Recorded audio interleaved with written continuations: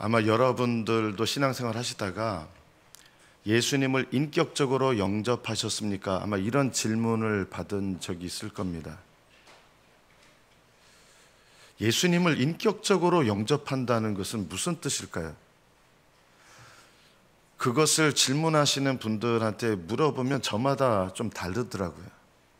어떤 분은 예수님이 나한테 오는 체험을 했다, 이렇게 말씀하시는 분이 있고, 어떤 분은 가슴이 뜨거워졌다, 이런 체험을 예수님이 나에게 인격적으로 오신 것이다.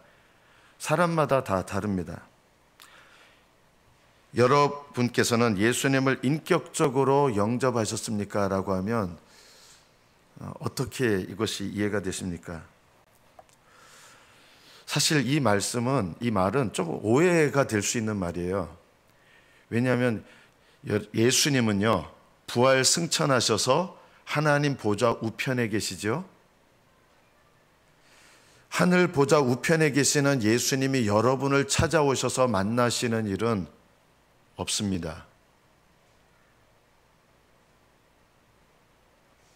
왜냐하면 예수님이 하늘 보좌 우편에 계신 예수님께서 이 땅에 다시 오시는 것은 재림하실 때지, 그 전까지는 하늘 보좌 우편에 계신 예수님이 이 땅에 오시는 일이 없어요.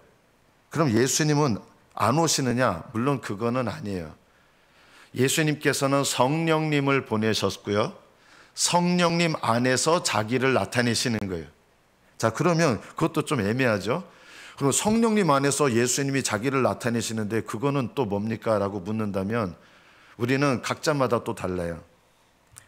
예수님을 인격적으로 만난다고 하는 것은 성령께서 예수님을 증거하는 것을 경험하는 것입니다.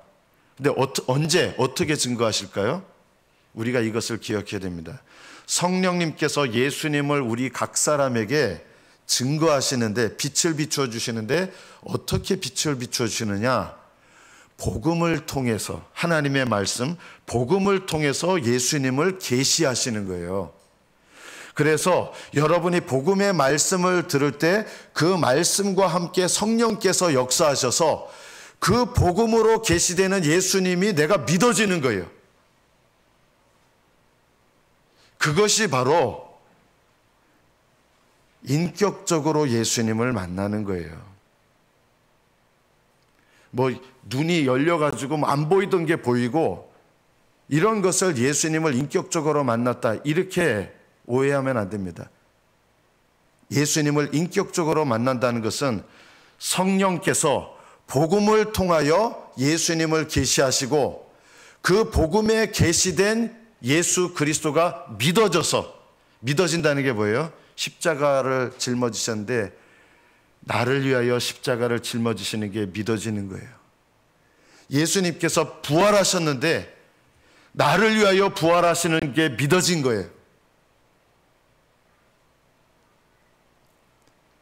예수님의 십자가와 부활이 그냥 사실로 믿어지는 걸 말하는 게 아니라, 예수님의 십자가와 부활이 나를 위한 십자가와 부활인 것이 믿어지는 것, 이것이 바로 복음을 통해서 계시되는 예수님입니다.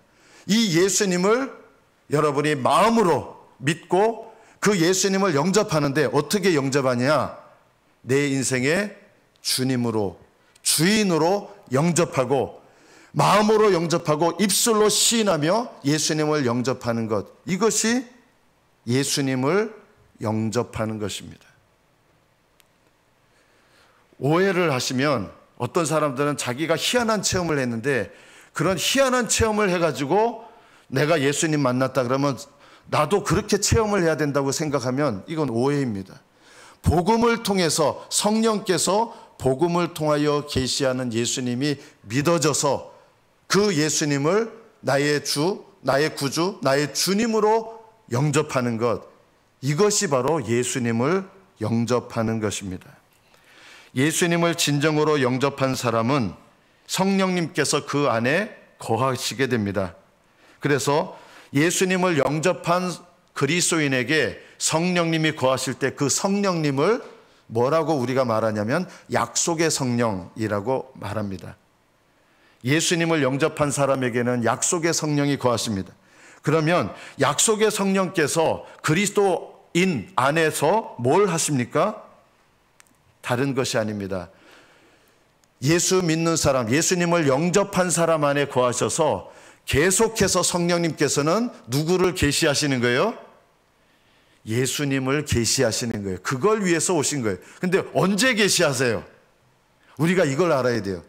여러분 안에 계시는 성령님께서 계속 예수님을 성령께서 계시하시는데 언제 어떻게 계시하시느냐?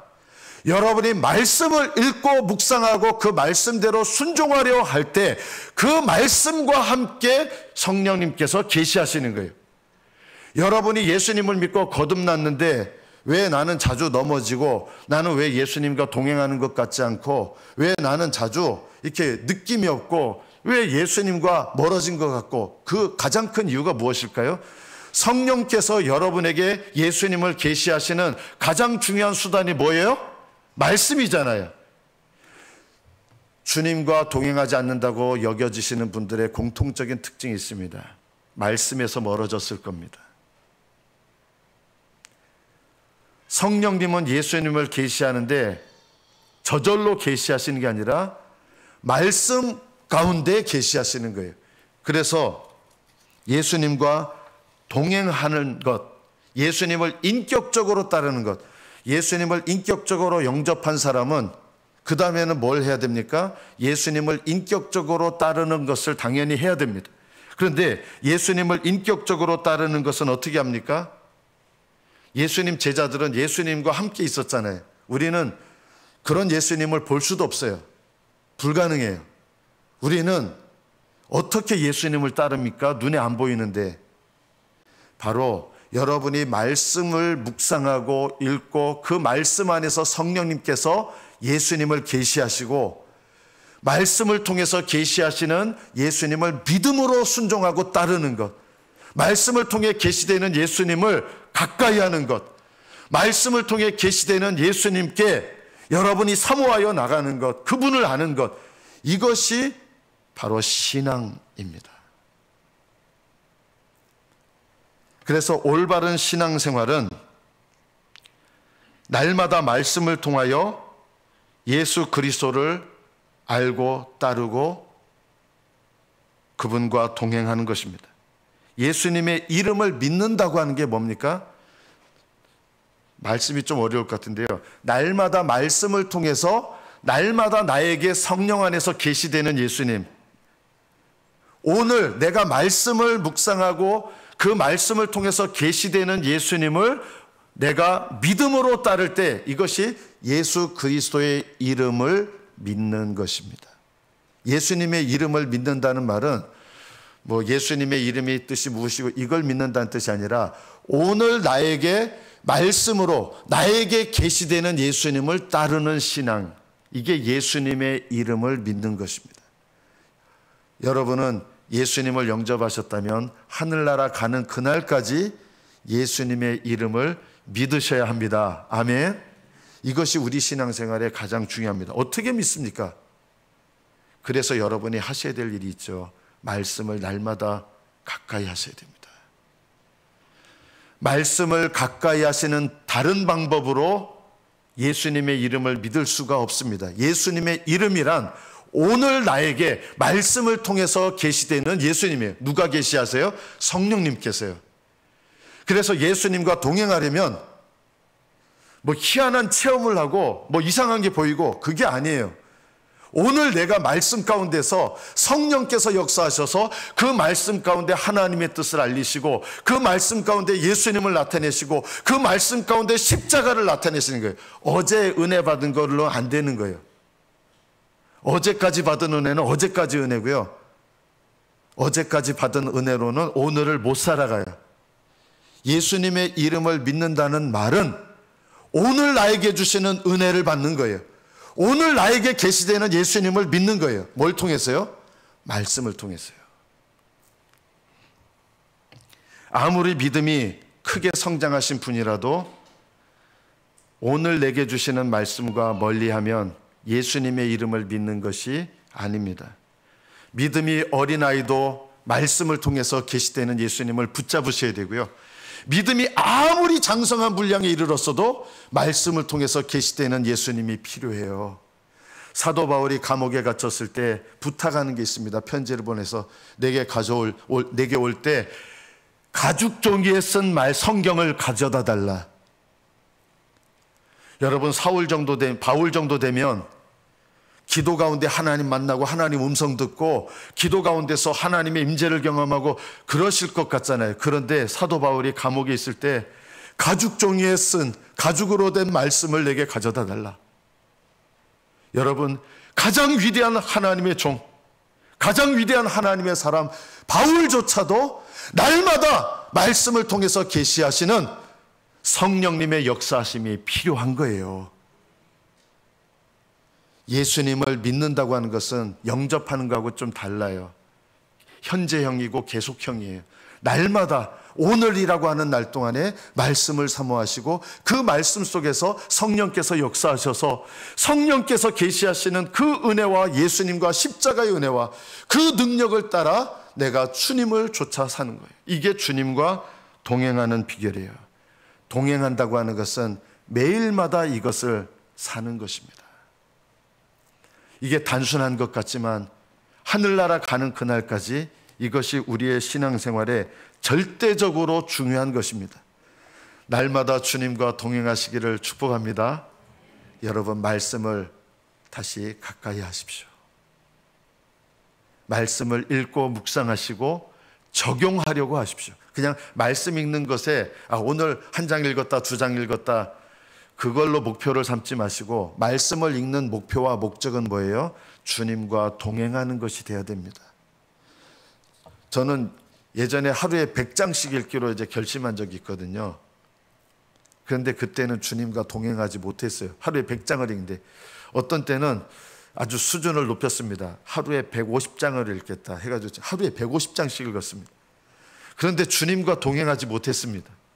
왜 그렇게 말씀을 많이 읽었는데 주님과 동행하지 못했을까요? 말씀을 읽는 목적이 잘못된 거예요. 내가 몇 장을 읽겠다가 말씀을 읽는 목적이 되면 안 되고 그 말씀을 통해서 성령님께서 예수님을 계시하시고 성령님께서 내가 걸어가야 될 길을 계시하시고 성령님께서 내가 따라야 될 것을 계시하시고 내가 순종하고 적용하는 마음으로 그 말씀을 사모할 때 성령 하나님께서는 내가 사모하고 묵상하는 그 말씀 속에서 은혜를 주시고 계시하시고 예수님을 나타내시는 거예요.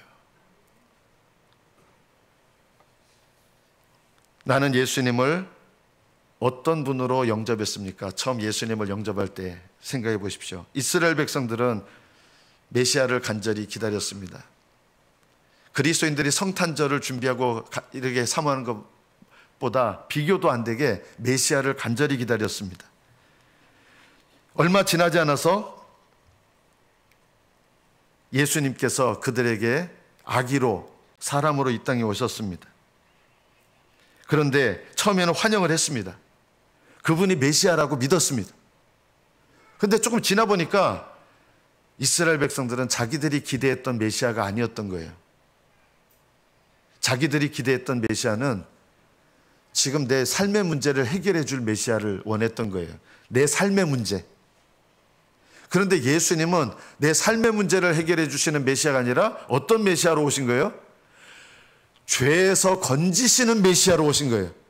그 이름을 예수라 하라. 이는 그가 자기 백성을 그들의 죄에서 건지실 자이심이라. 이스라엘 백성들은 예수님께서 자기들을 죄에서 건지시는 거 그거 별로 기뻐하지 않았어요.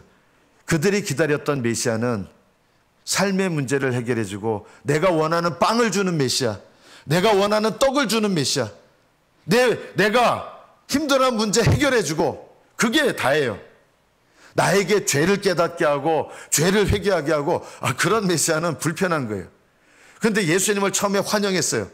병자도 고치시고 기적을 일으키시고 오병이어로 수많은 사람들을 먹이시고 이분이야말로 우리가 기다렸던 메시아인가 보다라고 환영을 했습니다. 그런데 좀 지나 보니까 자기들이 기대했던 메시아가 아닌 거예요.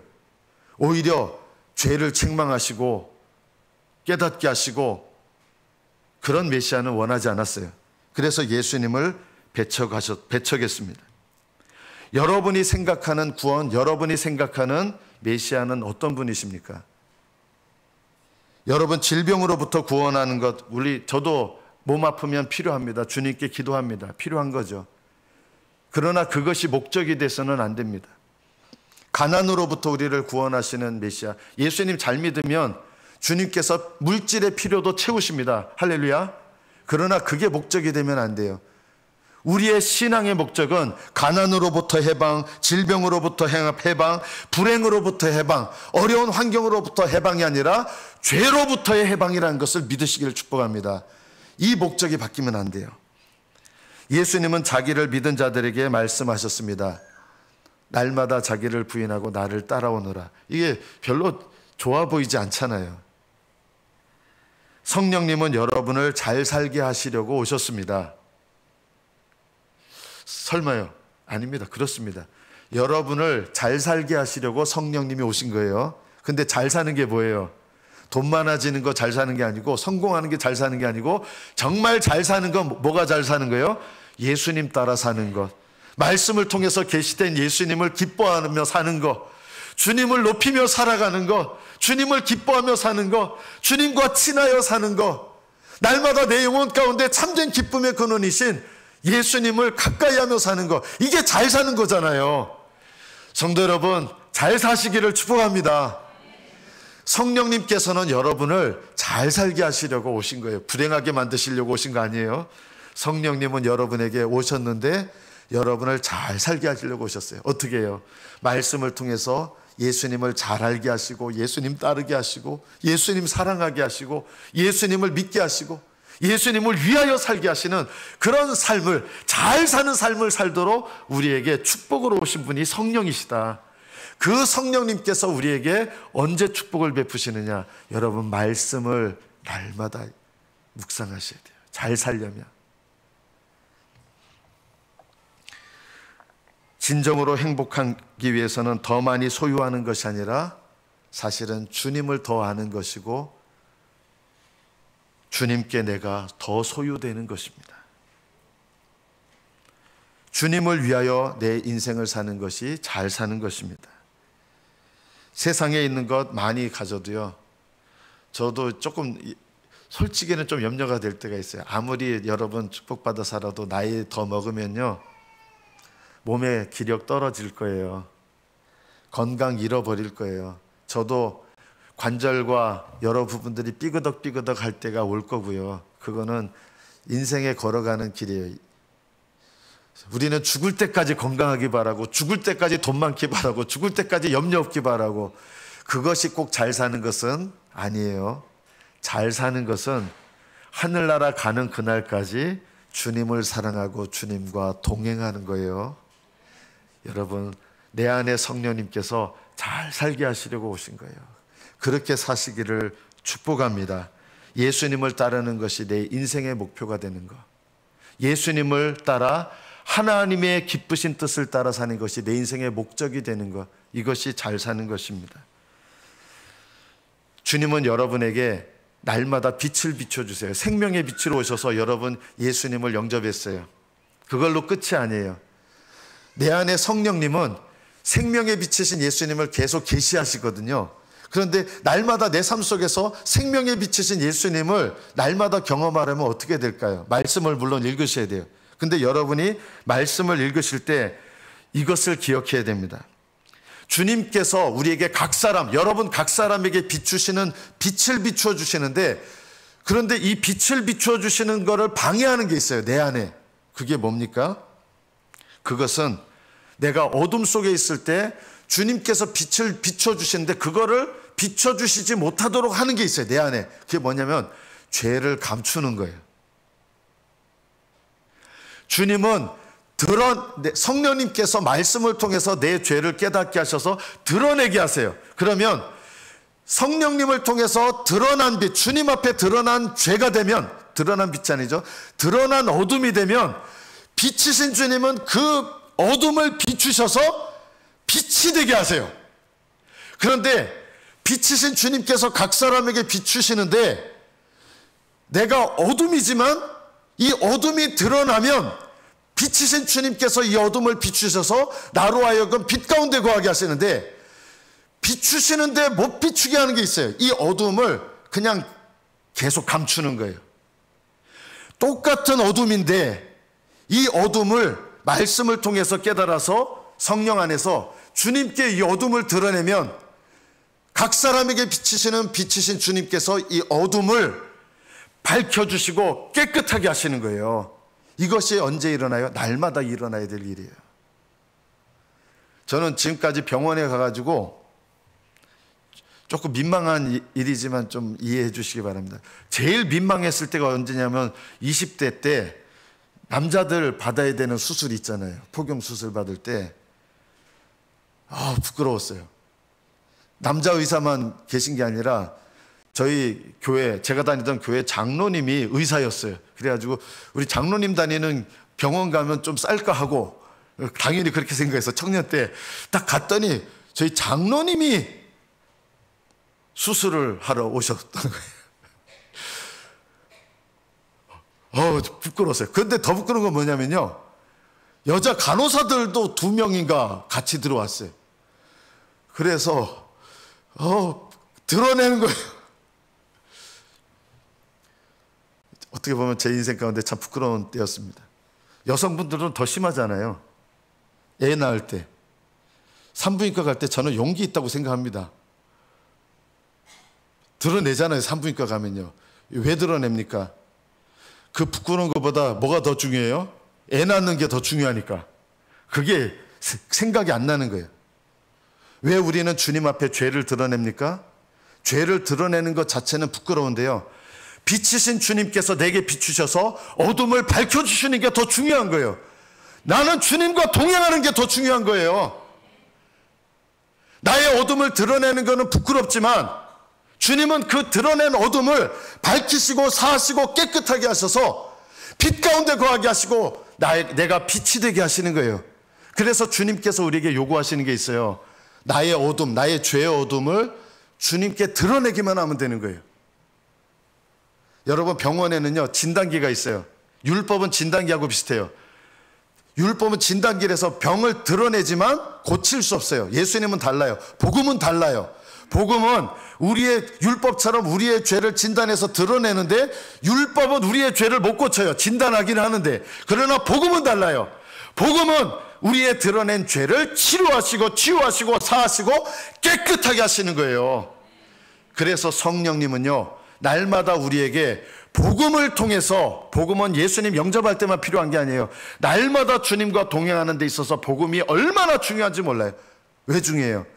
하나님께, 예수님께 여러분의 죄를 진심으로 고백하며 십자가로 나아가야 됩니다. 그러면 그 십자가의 은혜와 능력은 드러낸 나의 죄, 부끄럽지만 주님께 고백한 나의 죄를 밝히실 뿐만 아니라 깨끗게 하시고 사하시고 새롭게 하셔서 하나님과 친밀한 관계를 맺게 하시고 뭘 하게 하세요? 주님과 동행하게 하시는 거예요. 이것을 날마다 하시는 것이 여러분 인생의 가장 중요한 지혜입니다. 날마다 그렇게 사시기를 축복합니다. 신앙생활의 어려움은 뭐냐면요, 이 어둠을 누가 해결하려고 하는 거예요? 주님께 어둠을 보여드리고 고백하고 내밀어야 되는데 이걸 누가 해결해야 돼요? 내가 해결하려고 그래요. 아니에요. 내 죄를 여러분이 스스로 해결하려고 하면 아무것도 못해요. 하나님을 의지하셔야 돼요. 하나님 여러분 도와주실 거예요. 하나님께 여러분의 죄를 드러내면요, 야, 이 더러운 놈, 이렇게 하시지 않아요. 하나님은 여러분을 고쳐주세요. 저는 예전에 담낭 떼어냈잖아요. 슬기에 빠진 사람입니다. 제가 떼어내지 않았어요. 의사 선생님이 진단하셨고요.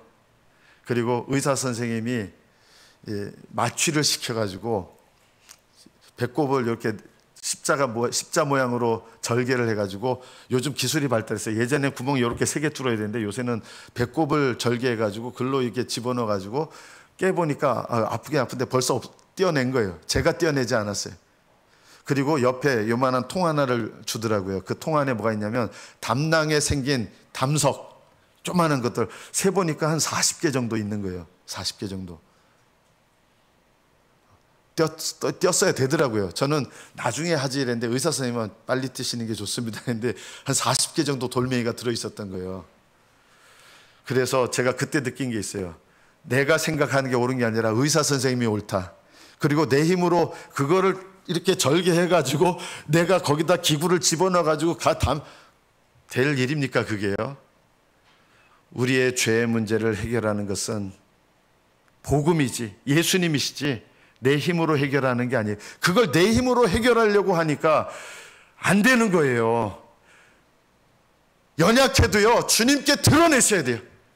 여러분이 어둠을 하나님께 드러낼 때마다 복음의 빛으로 성령께서 그 드러낸 어둠을 주님의 빛이 비추게 하셔서 나를 사하시고 깨끗게 하시고 나를 치료하십니다. 이게 복음의 능력이에요. 이걸 날마다 하시는 거예요. 그러면 하나님과 친밀한 교제를 누릴 수 있어요. 하나님은 여러분을 비참하게 하시고 여러분을 괴롭게 하시는 분이 아니에요. 자기 부인이 뭔지 아세요? 너무 어렵게 생각하세요. 자기 부인 한다 그러니까 이것도 내가 꺾으려고 그러고 이것도 내가 꺾으려고 그러고 이게 안 돼요. 자기 부인이 뭡니까? 한마디로 말하면 여러분 어둠을 드러내야 되는데 이 빛이신 주님 앞에 어둠을 드러내지 못하게 여러분 포장지로 이렇게 쌓여 있어요. 이 포장지가 뭐예요? 남들한테 신앙생활 잘하는 것처럼 보이는 포장지, 내 죄를 은근히 숨기는 포장지. 진짜 내 모습을 드러내려고 하나님께 드러내려고 하는 게 아니라 이 포장지에 잘 싸가지고 어둠을 번쩍번쩍하는 포장지로 이렇게 싸는 거예요. 이 포장지를 벗겨내는 게 자기 부인이에요. 왜 날마다 자기 부인을 하시는 거예요? 하나님 앞에 정직하게 내 모습 있는 그대로 어둠의 모습을 주님께 드러내야 주님께서 치료하시는 거예요. 우리는 이 포장지에다 싸가지고 주님께 드러내려고 하잖아요. 각 사람에게 비추시는 빛이신 주님은 여러분 인생에 찾아오실 때 비추셨을 뿐만 아니라 성령 안에서 하늘나라 가는 그날까지 여러분 각 사람에게 비추시는 빛이십니다. 그 빛 대신 주님 앞에 여러분의 어둠을 포장지를 벗겨내고 여러분의 어둠을 드러내는 것, 이것이 날마다 주님께서 여러분에게 은혜 베푸시는 방법이에요. 이제 여러분들이 해야 될 일이 있습니다. 날마다 신령한 젖을 사모하셔야 됩니다. 여러분, 내가 신앙생활에 애기도 할 수 있는 게 있더라고요. 애기 낳아보신 엄마들 알잖아요. 애기.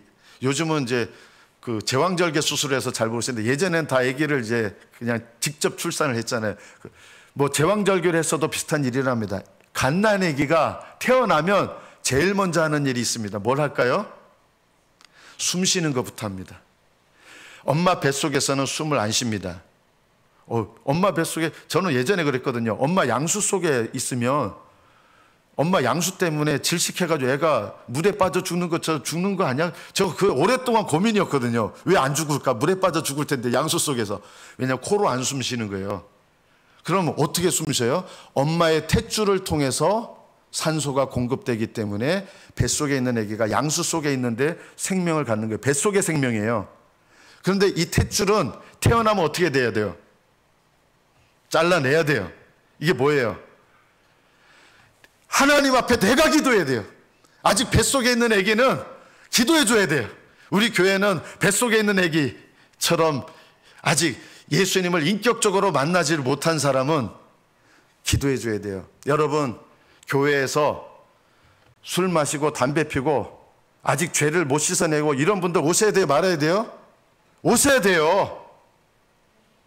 그분들을 위해서 뭐 해야 돼요? 우리가? 기도해 줘야 돼요. 뱃속에 있는 아기는 엄마의 탯줄을 통해서 산소를 공급받고 양분을 공급받는 거예요. 자기 스스로 먹는 게 아니에요. 자기 스스로 숨 쉬는 게 아니에요. 얘가 내 삶에 찾아오신 예수님을 만나서 태어나면 그때부터 뭘 하는 거예요? 얘가 자기 코로 숨쉬기 시작하고요. 그 다음에 두 번째로 하는 일이 있어요. 뭐 해요? 애기 길러보신 분들 알잖아요. 눈은 아직 안 떴는데 뭘 해요? 이렇게 하잖아요. 뭘 찾는 거예요? 엄마 젖 찾잖아요. 여러분이 예수님을 진정으로 나의 구주, 나의 주님으로 영접했다면 예수님을 주님으로 영접했다면 여러분이 해야 될 일이 있다. 그게 뭐예요? 숨 쉬는 거예요. 숨 쉬는 게 뭐예요? 기도하는 거예요. 먹어야 돼요. 엄마 젖을 찾아야 돼요. 베드로전서 2장 1절과 2절 보면 갓난아기들 같이 신령한 젖을 사모하라. 갓난아기들 같이 젖을 사모하라는 건 엄마가 주면 먹고, 애기들 안 그렇더라고요.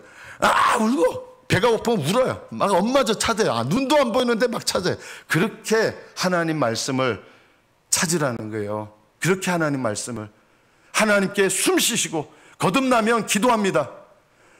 호흡합니다.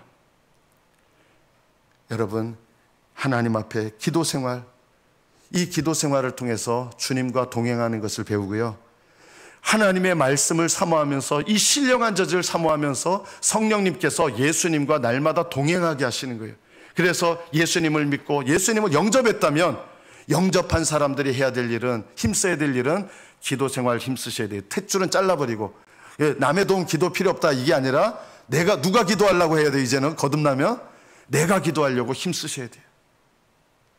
왜 탯줄을 잘라버려요? 그거는 이제 필요가 없어요. 남의 기도가 필요 없다는 뜻이 아니라 이제는 하나님 앞에 예수님을 영접했다면 예수님과 내가 친밀한 관계를 맺어야 되고, 예수님을 찾아야 되고, 예수님과 대화해야 되고, 교제를 나눠야 되는 거예요. 이런 신앙생활, 기도하는 신앙생활, 그리고 말씀을 사모하는 신앙생활이 저와 여러분에게 필요합니다. 신령한 젖을 사모하세요. 그리고 베드로전서 2장 1절에 거듭난 그리스도인은 이 훈련을 날마다 하셔야 됩니다. 베드로전서 2장 1절에 보면 그러므로 모든 악독과 모든 기만과 외식과 시기와 모든 비방하는 말을 버리라. 5가지예요. 악독을 버려라, 기만을 버려라, 외식을 버려라, 시기를 버려라, 비방하는 말을 버려라. 이거 외우셨으면 좋겠어요. 제일 먼저 버리기를 연습하는 거, 악독을 버려라. 말이 어렵죠? 악독이 뭐냐면요, 악한 반응을 할 준비가 되어 있는 스탠바이 상태예요. 우리 마음속에. 그래서 악독은 육신적으로 반응할 스탠바이가 되어 있는 거예요. 그래서 악독이 뭐냐면요, 누가 나한테 기분 나쁜 말을 하면 어떻게 반응해요? 곧바로 화를 내요. 신경질 확 내요. 이게 악독이에요. 육신적으로 반응할 준비가 되어 있는 상태, 이걸 날마다 버려라. 예수님을 영접한 사람들이 해야 될 첫 번째는 모든 악독을 버려라. 여러분, 집에서 딴 데서는 화 잘 안 내시는데 제일 화 많이 나는 곳이 집이잖아요. 또 어느 관계에서 제일 화가 많이 납니까? 부부 관계에서 화가 제일 많이 나잖아요. 딴 사람한테 화를 잘 안 내는데 누구한테는 화낼 준비가 잘 돼 있어요? 부부 간에는 화낼 준비가 돼 있어요. 저도 가끔 이제 제 아내가 저한테 뭐라고 했으면 할 때가 있거든요. 분명히 잘못한 거 아는데 이렇게 반응해. 알았어요. 알았어요. 그러다가 나중에 이게 악독이 준비되어 있기 때문에 이제 화를 내는 거예요. 알았다고요! 이러면 이 악독이에요. 여러분, 우리가 연습해야 될 게 뭐냐면, 악독이라고 하는 건 육신적으로 반응할 준비가 되어 있는 상태, 이걸 버려야 돼요. 그래서 어떤 상황 속에서도 어떻게 반응해요? 온유함으로 반응해요. 하나님 뜻을 따라 반응해요. 어이가 없는 상황 속에서도, 어이가 없는 상황을 내가 억울해요.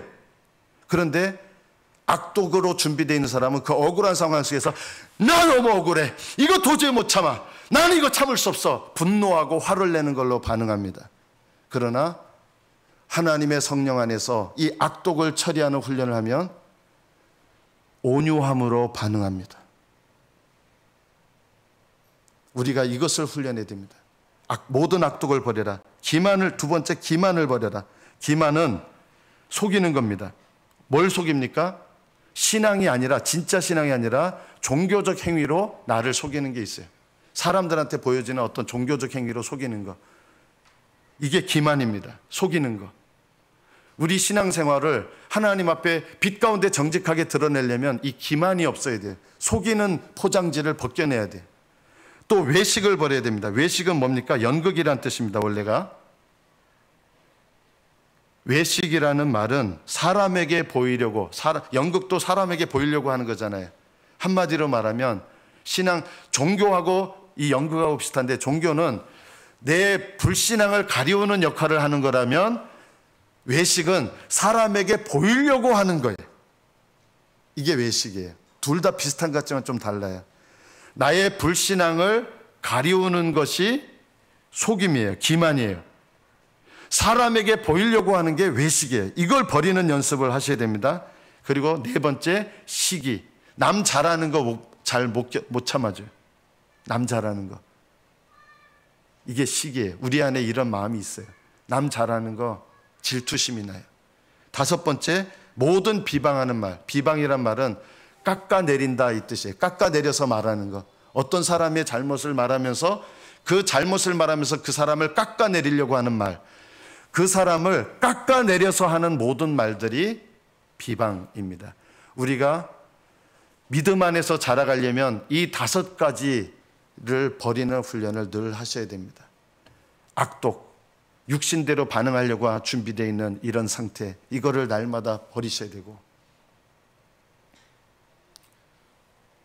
모든 기만, 속이는 것, 종교적인 행위로 나의 불신앙을 감추는 것, 또 외식, 사람에게 보이려고 하는 모든 것들, 그리고 시기와 비방, 이것을 버리고 갓난아이들 같이 순전하고 신령한 젖을 사모하라. 이는 그로 말미암아 너희로 구원에 이르도록 자라게 하려 함이라. 구원에 이른다는 것은 온전한 구원을 말하는 거예요. 예수님을 영접한 것은 구원의 시작입니다. 그리고 예수님과 날마다 동행하면서 여러분은 온전한 구원의 백성으로 자라가게 되는 것입니다. 여러분이 아직 갓난아기라도 구원의 백성으로 자라가는 이 방향이 있다면 저는 그 사람은 구원의 백성이라고 믿습니다. 우리는 하늘나라 가는 그늘까지 이 방향을 잃어버려서는 안 됩니다. 온전한 구원에 이르도록 젖먹이도 주님을 향하여, 장성한 믿음의 분량의 사람도 주님을 향하여 날마다 자라가셔야 되고, 날마다 말씀이 필요하고, 날마다 복음을 통하여 계시하시는 성령님의 도우심과 능력이 필요합니다. 우리는 갓난아이든 어린아이든 청년이든 장성한 믿음이든 날마다 자라가야 되는 이 믿음의 방향을 날마다 걸어가야 되는 것입니다. 날마다 이 신앙생활 속에서 주님을 가까이 하시고, 여러분 갓난아기도 주님 함께 하시고, 어린아이도 주님 함께 하시고, 청년도 주님과 함께 하시고, 장년도 주님과 함께 하십니다. 여러분의 믿음이 장성한 분량에 이른다면 주님이 함께 하시는 게 아니라, 여러분이 방향을 바로잡고 신령한 젖을 사모하면 여러분 오히려 주님께서 친밀한 은혜를 나타내시는 거 어린아이에게 돌봐주시고 함께 오시잖아요. 여러분의 신앙생활에 방향이 올바르고 주님을 향해서 날마다 이 복음의 말씀 가운데 나에게 빛을 비춰주시는 주님을 경험하면서 여러분의 믿음이 날마다 장성한 분량에 이르도록 자라가시기를 축복합니다. 기도하겠습니다.